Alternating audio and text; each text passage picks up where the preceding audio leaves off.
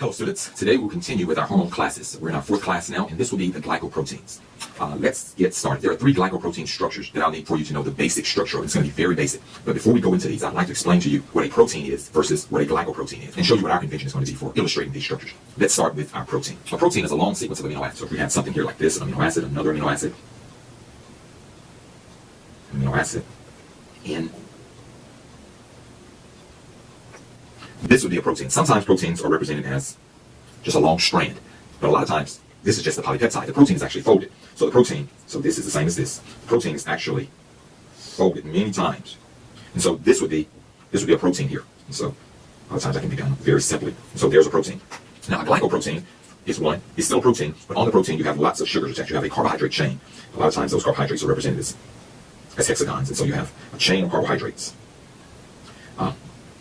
And so this chain of carbohydrates makes this protein a glycoprotein. Now, a lot of times you have these, the reason that proteins have all this glycosylation is to protect the protein, because there are a lot of peptidases or proteinases that are trying to destroy this protein. And so in order for this protein to live longer, it has a lot of glycosylation to protect it. And so when we look at our three glycoprotein hormones, I'm not going to draw amino acid sequences or a strand. I'm just going to draw a protein as a closed structure. And so this would represent a protein that has one subunit.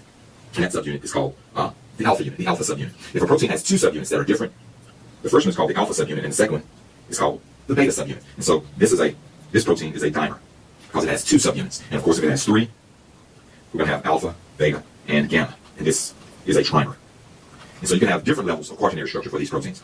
But even though we have a glycoprotein, it's going to be understood. I'm not going to try to draw the carbohydrates or the glycosylations on the protein subunits. I'm just going to simply draw a closed structure for one subunit and another closed structure for the other. All three of our proteins that we're going to look at shortly will have two subunits, an alpha subunit and a beta subunit. For all three of them, the alpha subunit is the same identical protein. It has 92 amino acids, and they're all the same. So when we look at our proteins, the alpha has 92 amino acids, and the beta is going to be different. It's going to have 112 to 118 amino acids. And so the beta subunit will change for our three glycoprotein hormones, but the alpha subunit will be the same. Now let's look at our three glycoprotein hormones. Now the first one that I'm going to draw here is going to be the alpha subunit, and it's going to be the same for all three of them. And every time the alpha subunit is going to have this disulfide bridge that attaches it to the beta subunit.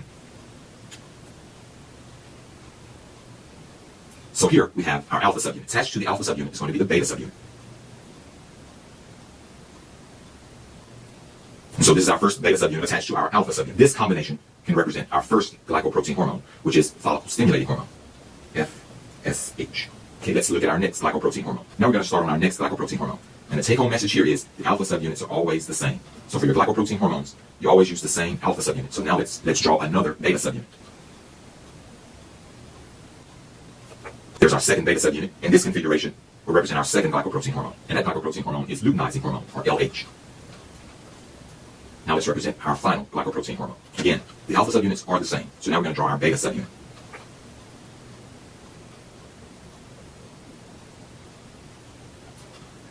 Now we have our alpha subunit and our beta subunit for our third glycoprotein hormone. And this configuration represents thyroid-stimulating hormone, or TSH.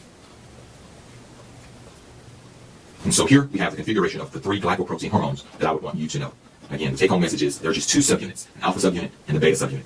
All alpha subunits are the same for the glycoprotein hormones. Only the beta subunits differ. And so our first configuration represents follicle-stimulating hormone. And remember, these are glycoproteins, so they have carbohydrate chains attached to them. But I haven't represented those here. The second hormone, luteinizing hormone, has the same alpha subunit and a different beta subunit.